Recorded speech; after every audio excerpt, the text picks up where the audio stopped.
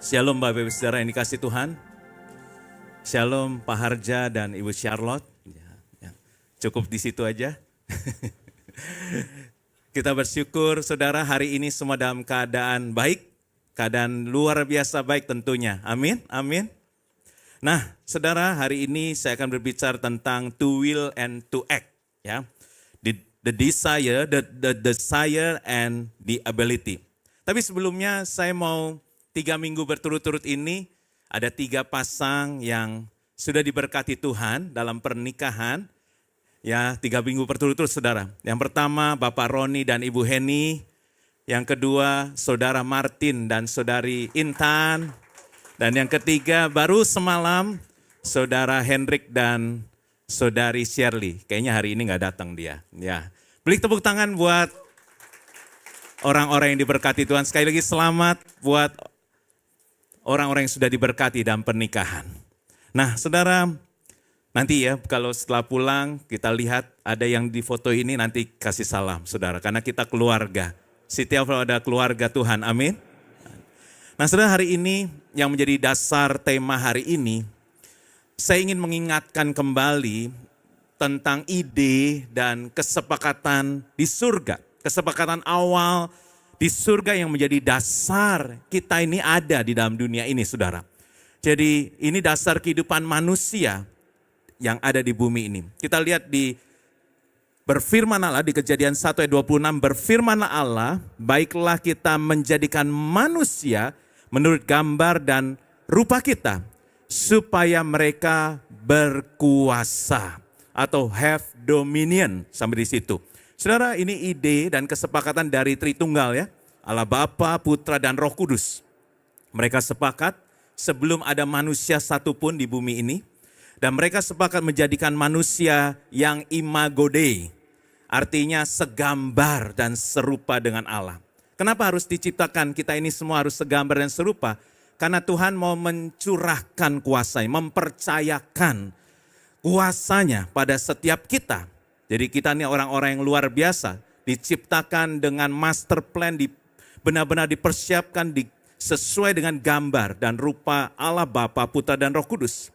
Kemudian dikatakan di Mazmur 115 ayat 16, langit itu langit Tuhan, bumi diberikannya kepada anak-anak manusia. Dan kita ini anak-anak manusia saudara.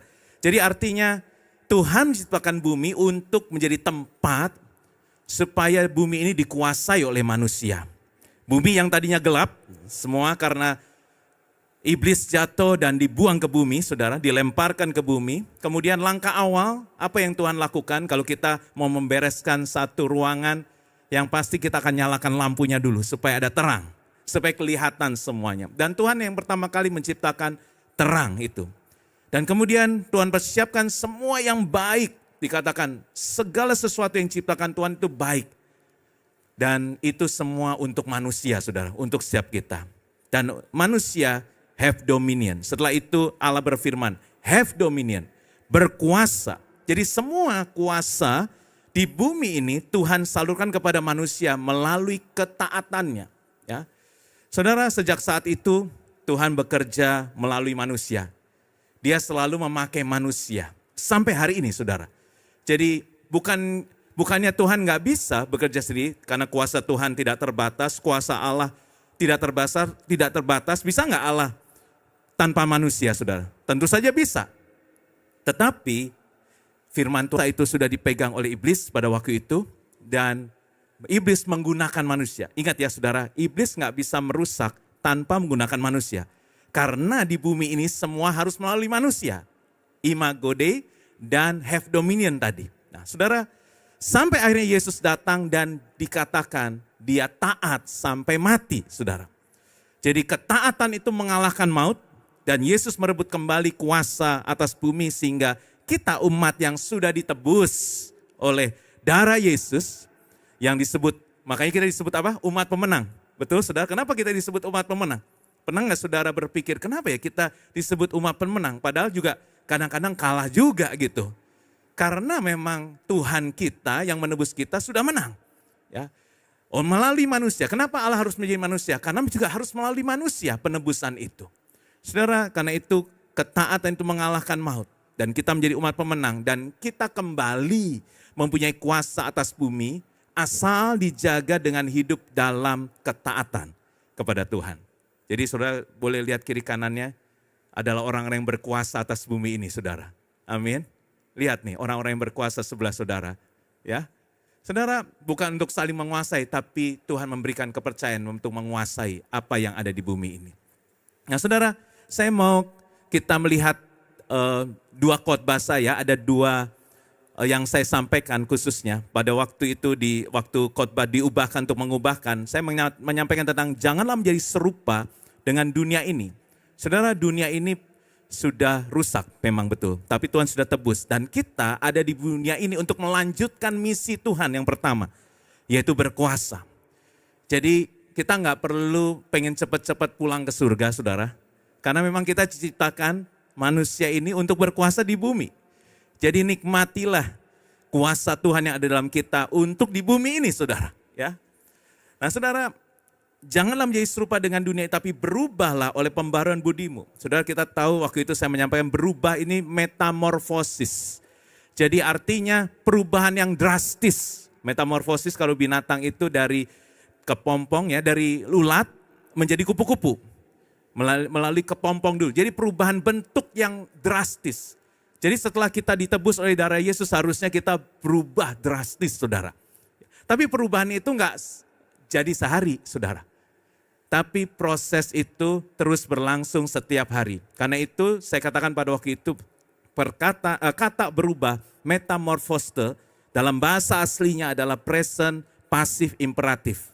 Artinya itu present tense. Jadi selalu harus dilakukan setiap hari, setiap saat, ya. Jadi terus kita perubahan itu setiap saat, enggak sekali jadi, bisa jatuh bangun lagi, saudara. Kemudian pasif, artinya apa? Semua bukan usaha kita, seluruhnya, tapi ada usaha Tuhan, ada usaha Roh Kudus. Melalui Roh Kudusnya kita diubahkan. Kemudian transforming life, saya juga menyampaikan bahwa kita ini adalah tanah liat di tangan tukang periuk. Jadi Tuhan akan terus membentuk kita. Tadi saya doakan bahwa jangan berhenti Tuhan membentuk setiap kita. Karena setiap kita ini masih Tuhan mau nggak kita izinkan Tuhan membentuk kita terus, saudara. Karena Tuhan punya tujuan yang mulia. Karena Tuhan punya planning yang indah. Walaupun dibentuk itu nggak enak pasti. Kadang-kadang dibongkar lagi. Kadang-kadang dibentuk itu memang nggak enak, saudara. Dihancurkan lagi. Tapi itu untuk semua, untuk tujuan Tuhan yang mulia. Nah saudara, sekali lagi penebusan itu mengubahkan kita, metamorfosis. Nah perubahan sekali lagi terjadi melalui proses yang tidak terjadi dalam sehari. Dan gak sepenuhnya usaha kita, tapi yang penting kita mau gak membuka hati kita untuk diubahkan. Saudara, hari ini lebih dalam lagi kita mau melihat ayat ini. Kita baca sama-sama kali ini ayat kita hari ini. Di Filipi 2 ayat 13. 3:21.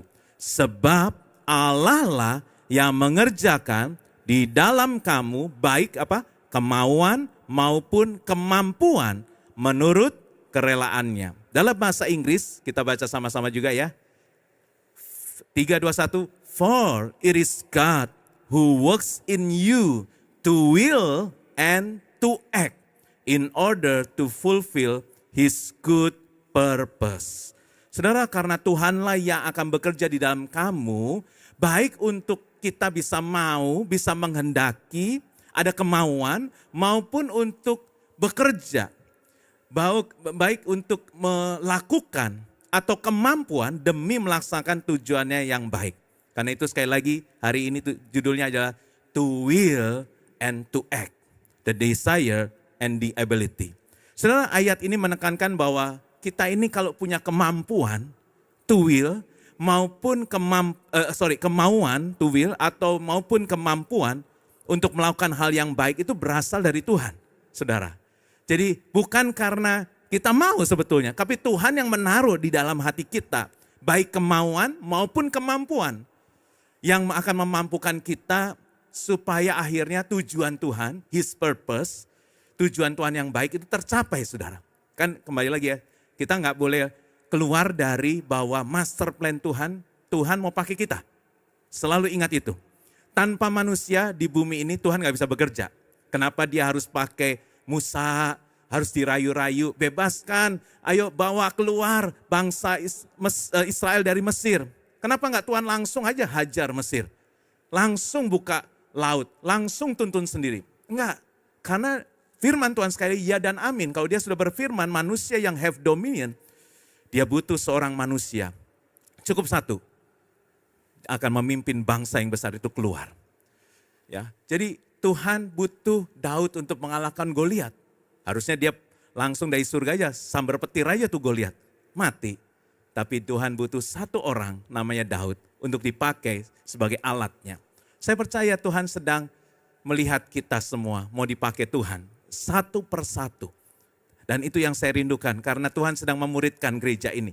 Berarti dia tahu banyak murid, banyak potensi, banyak orang yang mau dipakai yang ada di City of Love ini.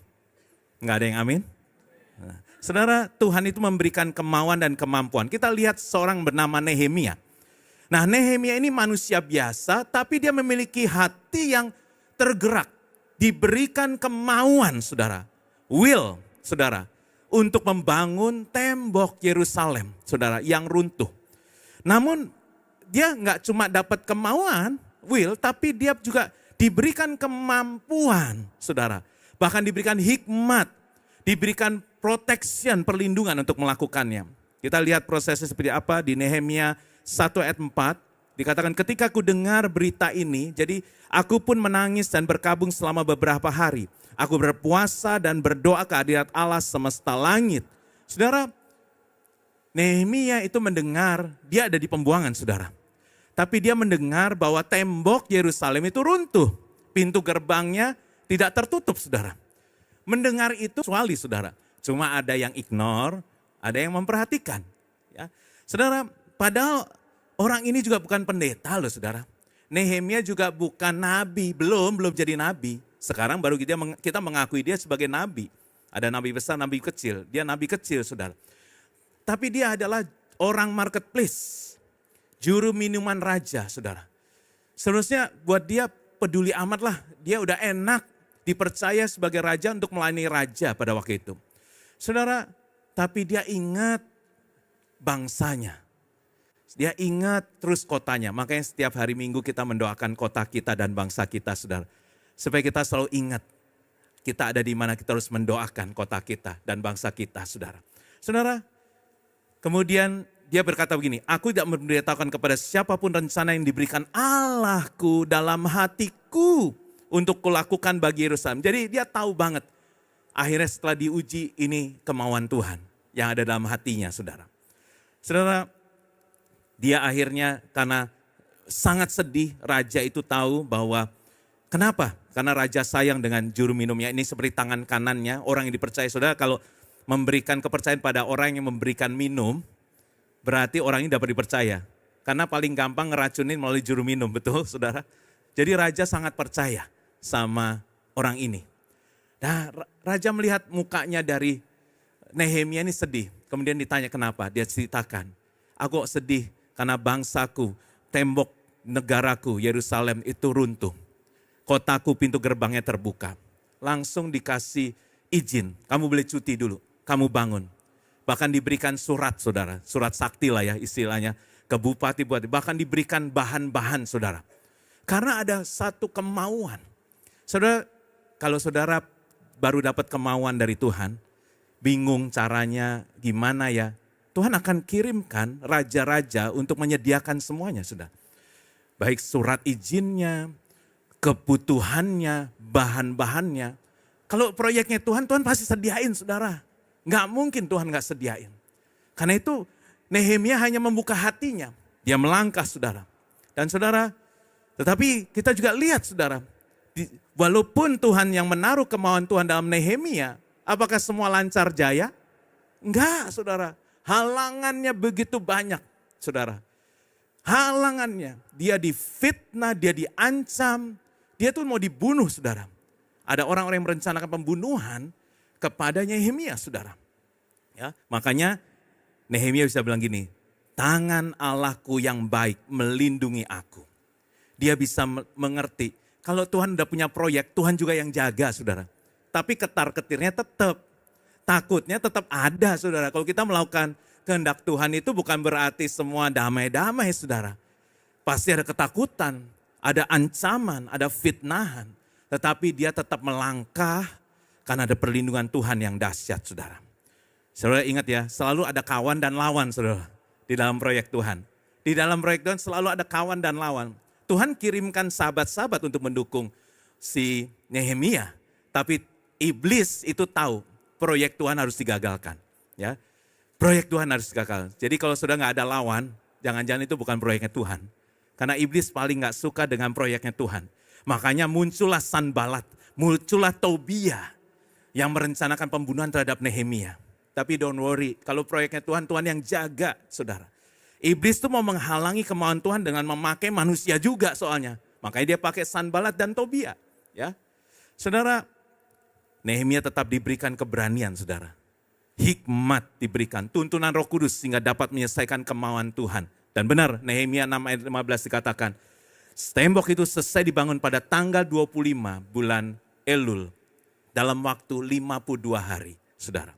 Saudara, kehidupan Yeremia ini menunjukkan to will and to act, saudara. Seperti ayat tadi, Tuhan yang menaruh kemauan, Tuhan juga yang menaruh kemampuan. Jadi Tuhan menanamkan beban hati melalui kemauan, juga menolong dia melalui kemampuan menyelesaikan pekerjaan besar ini.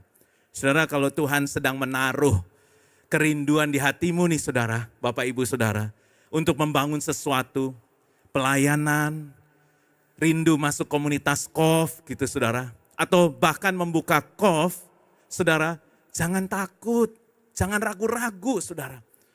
Karena di mana Tuhan menaruh kemauan, di situ Tuhan juga pasti menyediakan kemampuan saudara.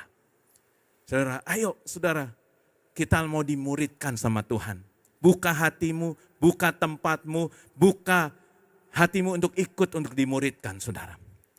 Ketika kita sadar bahwa Tuhanlah sumber kemampuan dan kemampuan, kita nggak akan sombong nanti kalau kita berhasil. Ya, jadi kalau nanti kita sukses, kita nggak perlu sombong karena itu Tuhan yang taruh kemauan dan kemampuan itu. Bahkan kalau kita gagal nggak perlu putus asa, kan ini proyeknya Tuhan. Tenang aja, nggak usah terlalu down saudara. Sebab baik kemauan atau kemampuan untuk melakukannya semuanya berasal dari Tuhan yang bekerja dalam kita. Nah saudara, hari ini puji Tuhan ada Ibu Charlotte. Kemarin dia baru sekolah yang dibangun Atalia itu baru beranniversary 30 tahun. Dan saya percaya, ya beri tepuk tangan saudara. Saya sempat mendengar sedikit satu hal yang saya tahu, Tuhan menaruh kemauannya. Kalau enggak, ngapain repot-repot ya Bu ya. Bikin satu sekolah. Bahkan ada satu sekolah lagi Pinus namanya itu gratis. Jadi akhirnya dua sekolah ini saling memberkati saudara. Saudara, ada to will, kemauan dari Tuhan. Dan Tuhan juga beri kemampuan. Kalau 30 tahun sampai hari ini saudara, saudara bisa mengunjungi di Villa Melati Mas di sana. Sekolah itu luar biasa. Boleh Ibu Charlotte kesaksian sedikit untuk to will and to act ini. Silakan. Selamat pagi Bapak Ibu, jangan khawatir saya nggak khotbah. Ya. Saya tadi kemarin malam saya bilang Pak saya mau ibadah di City of Love ya, ibadah gitu. Lalu ya jam 10 malam, besok bisa nggak kesaksian, maksudnya cerita. Ya saya pikir ya nggak ada yang kebetulan Bapak Ibu, saya harus menceritakan tentang Allah. My story is his story. Saudara, kalau tadi dikatakan luar biasa, saya tetap melihatnya biasa. Ya, artinya saya orang biasa, pekerjaan itu biasa, tapi begitu itu disentuh oleh tangan Tuhan, itu menjadi luar biasa. Karena yang saya melihat bagaimana karya Tuhan di dalam hidup murid-murid. Saudara, saya tidak pernah bercita-cita menjadi guru, apalagi mendirikan sekolah. Tapi Tuhan menuntun dengan caranya, dan sampai satu waktu saudara, saya ada di dalam sekolah. Karena saya lulusan IKIP, harus ke sekolah. Dan cara Tuhan saya memimpin sebuah sekolah besar waktu itu saudara. Tapi memang timingnya Tuhan. Saya hamil anak ketiga dan saya punya 3 anak balita dan tidak mungkin saya memimpin sekolah. Jadi akhirnya saya berhenti, saya terdampar di daerah Serpong. Teman saya cuma bilang, bukalah playgroup. Saya pikir iya ya, playgroup kan nggak ada nggak naik kelas. Ya, udah nggak pusing-pusing, playgroup aja. Tapi begitu playgroup, Tuhan terus pelihara. Saudara, saya tidak punya uang, itu semua uang ibu saya. Tapi saya kembalikan, saya ingat kalau akhir bulan gaji guru, saya pinjam uang mama saya awal bulan, begitu murid-murid bayar saya kembalikan.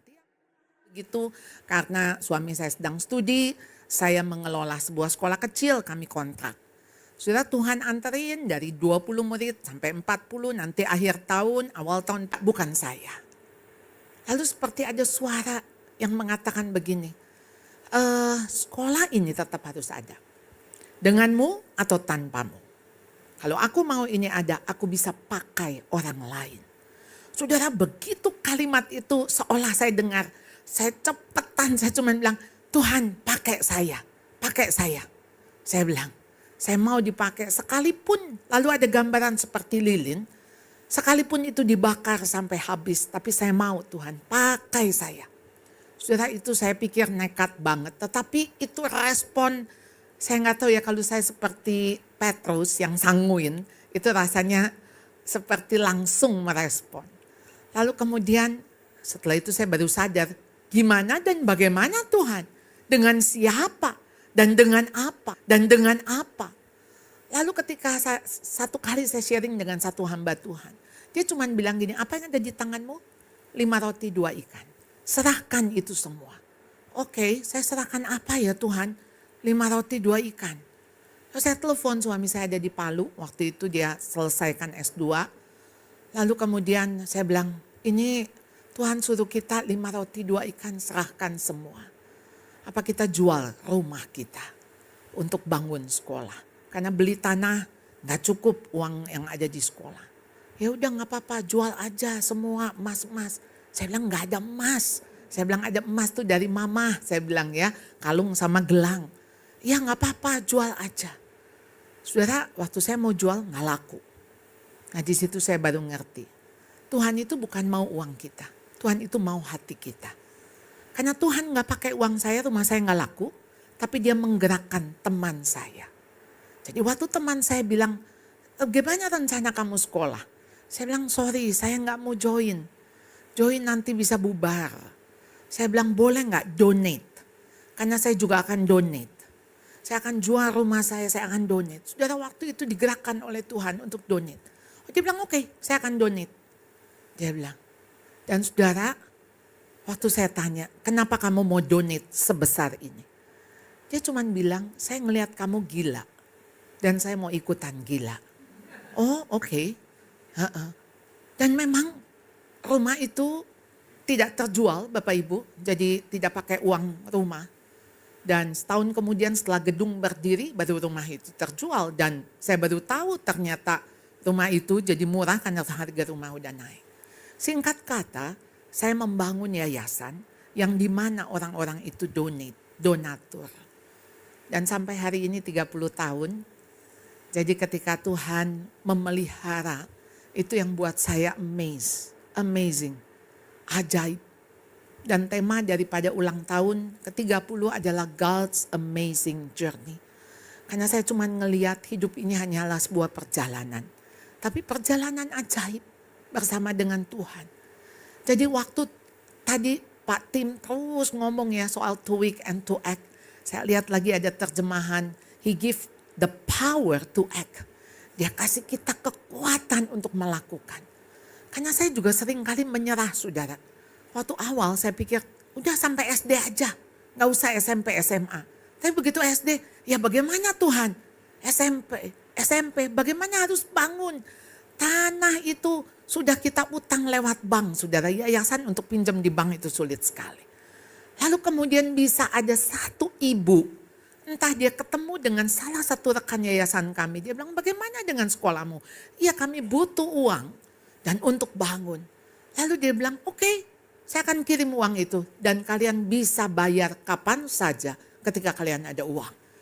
Saudara, di situ saya baru ngerti kenapa kami ke bank ditolak waktu kami mau pinjam untuk gedung. Karena untuk tanah kami harus bayar bunga. Dan kalau kami ke bank lagi untuk gedung, berarti bunganya double bukan? Tuhan pakai cara ada orang lain yang kami bisa pinjam tanpa bunga. Saudara, singkat kata setelah sekolah itu berdiri, satu hari saudara saya cuma ngelihat ada 3 anak, mereka mau pergi ke Langgar, mau sembahyang. Saudara, 3 anak itu kayak ngelihat ke sekolah kami dan rasanya kayak mereka bilang gini, nggak mungkin lah saya masuk sekolah ini. Lalu saya bilang, Tuhan, mereka butuh sekolah, tapi berarti bukan ini sekolah. Dan memang ada beberapa teman bilang kita bikin sekolah gratis karena itu seperti segitiga. Orang kaya ada di atas segitiga kecil. Tapi garis yang paling bawah, yang paling banyak itu adalah orang-orang marginal yang tidak mampu pergi sekolah. Jadi saya sharing dengan rekan-rekan pengurus dan pengurus bilang yuk kita bikin sekolah gratis. Kami cari itu ke Parung, ke Cisauk. Ada satu kampung 2000 kakak saudara, nggak ada sekolah. Kami ke sana tapi ditolak. Karena mereka tahu kami yayasan Kristen. Kami doa. Saudara, Tuhan ternyata kasih yang di depan mata. Persis tanah di belakang sekolah Atalia. Ada tanah yang mau dijual 500 meter. Oh, kita bilang ini aja. Toh kita berada sebetulnya di kampung.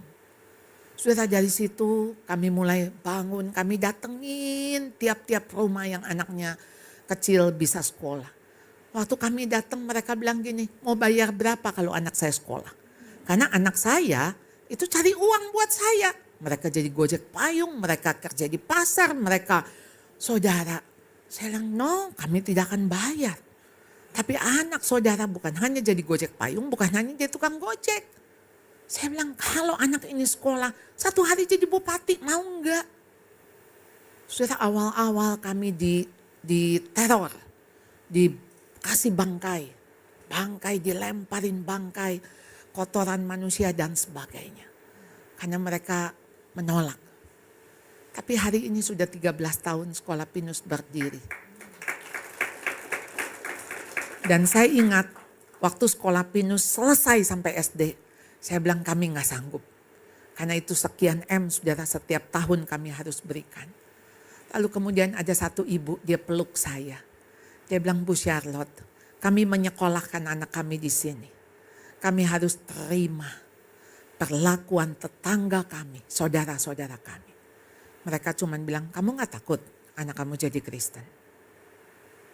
Kenapa kamu sekolah di situ? Gak ada sekolah lain. Kami dibodoh-bodohi. Saudara, waktu saya dengar ibu ini bicara, saya bilang Tuhan ampuni saya. Saya tuh kadang pikir, udah bagus saya kasih sekolah, udah bagus anakmu sekolah di sini. Saya pikir saya sedang berbuat baik, saya sedang membayar harga. Tapi ada orang-orang yang untuk datang ke sekolah Pinus mereka bayar harga. Saudara, waktu itu saya dibukakan, saya bilang Tuhan, mereka milikmu, Tuhan yang gerakan mereka datang. Tuhan menggerakkan kami untuk melakukan ini. Dan ini semua terjadi untuk satu kisah. Yaitu kisahnya Allah. Saudara, kalau Tuhan bisa memakai saya yang sederhana. Saya perempuan biasa, saya sekolah tuh gak juara-juara saudara. Nilai saya juga biasa-biasa. Dari keluarga yang juga carut-marut. Keluarga saya pernah saya ceritakan. Lalu ya suami saya ada di sini, dia tahu saya gak pinter. Benar-benar biasa sekali. Tapi Tuhan mempercayakan pekerjaan ini. Dan saya pikir kita semua saudara, Tuhan sedang mempercayakan ada satu pekerjaan Tuhan. Tanya Tuhan, Tuhan mau apa? Tuhan mau apa dalam hidup saya? Karena Tuhan punya rencana dan dia akan memberikan dia fulfill his good purpose. Ya. Jadi dia punya rencana yang baik dalam hidup kita. Dan dia akan memberikan kita willingness itu dan dia akan kasih kita power untuk melakukan. Terima kasih, Tuhan Yesus memberkati. Terima kasih Bu, makasih. Ya, itu saksi hidup ya saudara. To will and to act. Tuhan memberikan hati dulu dan Ibu Charlotte mau menyambutnya. Mau menerima kemauan dari Tuhan. Dan akhirnya Tuhan jagain proyeknya, walaupun pasti tadi maksudnya luar biasa tuh luar biasa tekanannya, prosesnya Bu ya. Jadi memang proyek Tuhan pasti iblis nggak suka ya. Ada aja tadi seperti dilemparin kotoran dan sebagainya. Seperti yang dialami Nehemia saudara. Tapi tenang kalau itu proyeknya Tuhan. Tuhan kasih kemampuan, kasih hikmat, kasih kekuatan, keberanian juga. Dan akhirnya sampai hari ini sekolah ini bisa berhasil saudara. Dan saya percaya tadi seperti God's amazing journey ya Bu ya. Kita bisa melihat bagaimana penyertaan Tuhan. Saudara mau mengalami penyertaan Tuhan dalam kehidupan saudara. Ayo kalau Tuhan taruh di bulan puasa ini sebentar nanti. Tuhan taruh isi hatinya. Coba tangisi itu, doakan itu. Dan melangkah. Ya jangan takut, jangan bingung nanti gimana. Nanti Tuhan yang akan cover, Tuhan akan sediakan. Karena Allah yang menanamkan kerinduan, sekali lagi God works in you to will, saudara. Tuhan yang akan, kalau kita punya keinginan untuk melayani, bahkan mungkin mengampuni saudara. Kita harus diberi hati untuk mengampuni, untuk hidup kudus. Itu saya percaya bukan kemauan kita, tapi Tuhan yang menaruh keinginan-keinginan itu. Seperti benih yang ditanam, Tuhan sedang menabur benih kerinduan dalam hati setiap kita saudara. Agar kita mau bergerak menuju tujuannya. Allah juga memberikan kemampuan to act in order to fulfill His good purpose, saudara. Jadi bukan hanya kemampuan, tapi tenaganya, dananya, ya, kesempatan, hikmatnya. Saya percaya itu pengalaman yang, wow, saya melihat Bu Charlotte, pengalaman itu pengalaman berharga loh saudara. Walaupun ngalaminnya nggak enak. Kita harus juga punya pengalaman yang besar saudara dalam kehidupan kita. Karena sekali lagi, have dominion, kita punya kuasa untuk melakukan pekerjaan Tuhan di dunia ini sudah, di bumi ini. Nanti surga kita udah enjoy sudah. Tapi justru di sini kita harus bekerja, melakukan kehendak Tuhan dan menyelesaikan pekerjaannya. Tujuan akhirnya adalah semua dorongan kekuatan kita terima bukan untuk kemuliaan diri kita. Tentu saja semua untuk Tuhan. Untuk tujuan Tuhan yang baik. Nah saudara, tadi dikatakan Ibu Charlotte ya, bahwa ada suara bahwa kalau kamu nggak melakukan, nanti Tuhan mau pakai orang lain. Saya percaya kita sering mendengar bahwa kalau Tuhan pilih kita nih, dan Tuhan panggil kita tapi kita nggak mau, Tuhan akan cari orang lain yang mau menerima panggilan yang seharusnya buat kita.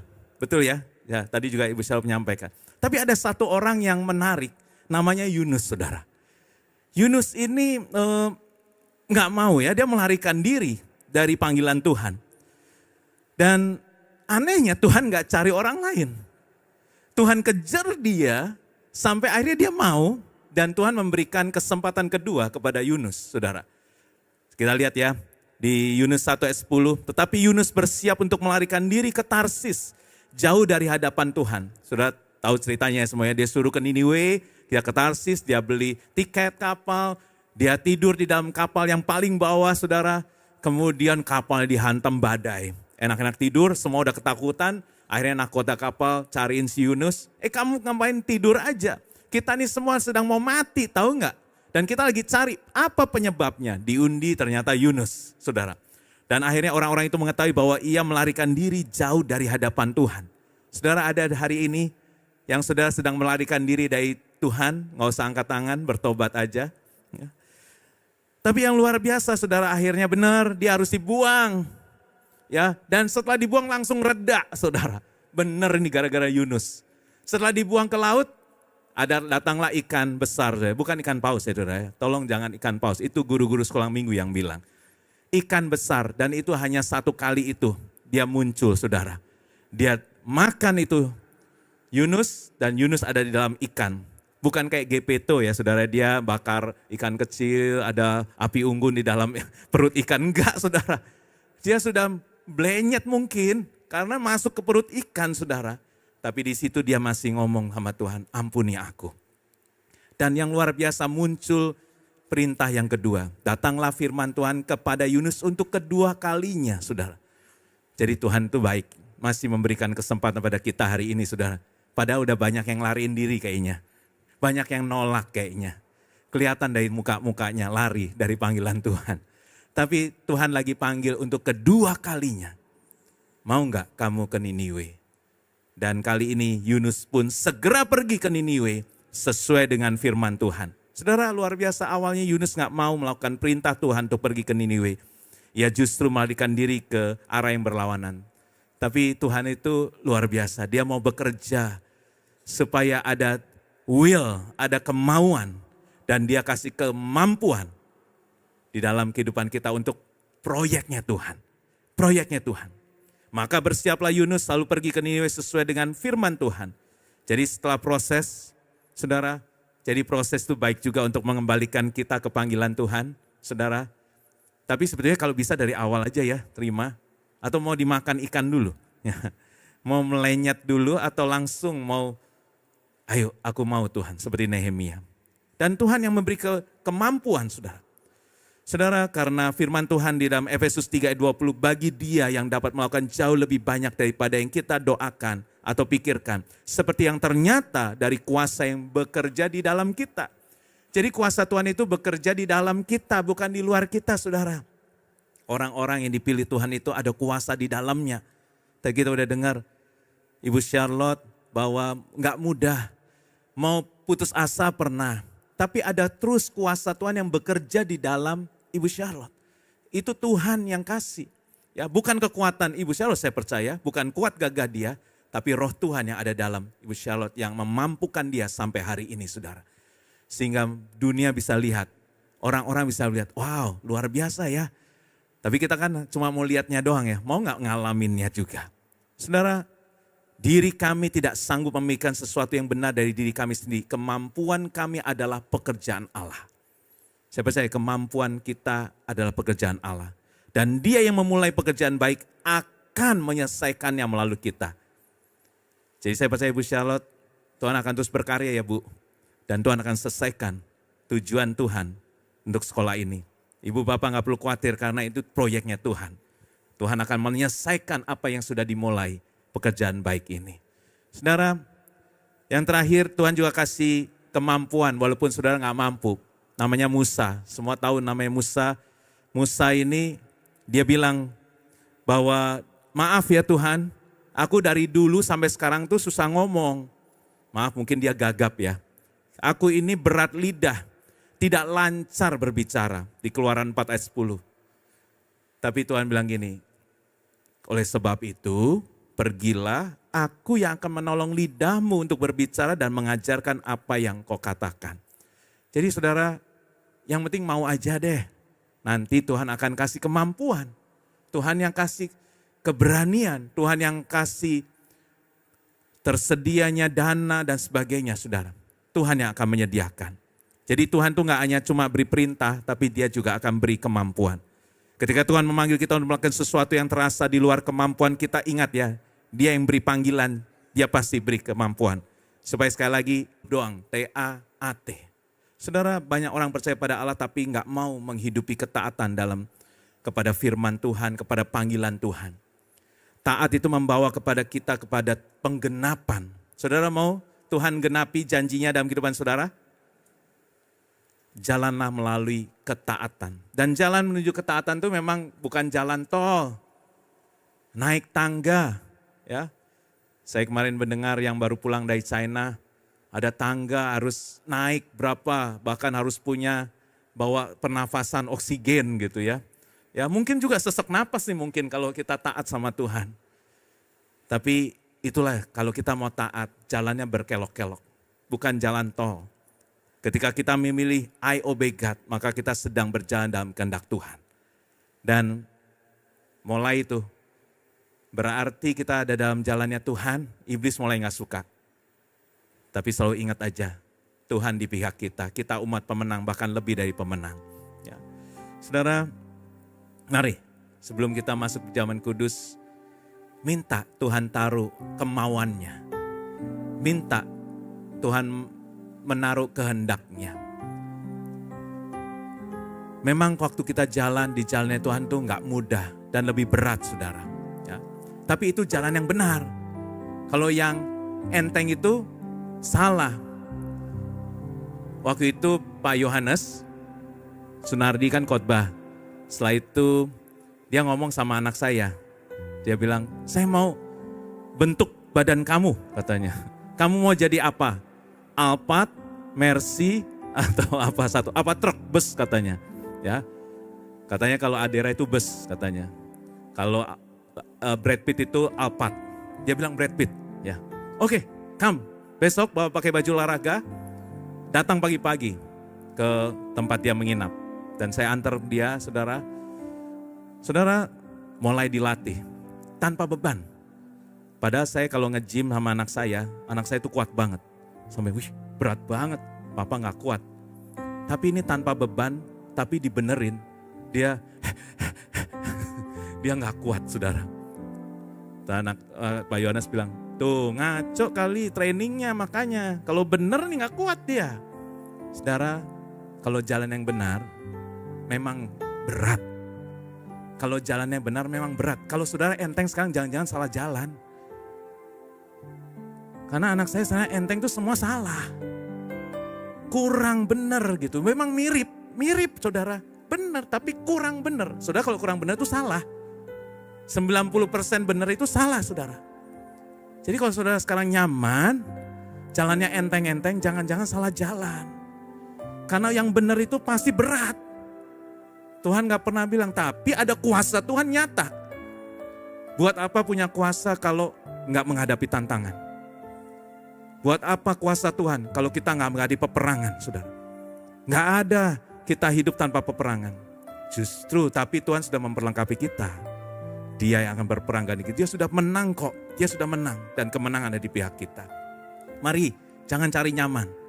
Tapi Tuhan apalagi yang aku harus perbuat sesuai kehendak-Mu. Walaupun gak mudah, tapi aku mau. Saudara mau, yang mau bangkit berdiri, kita akan masuk dalam perjamuan kudus.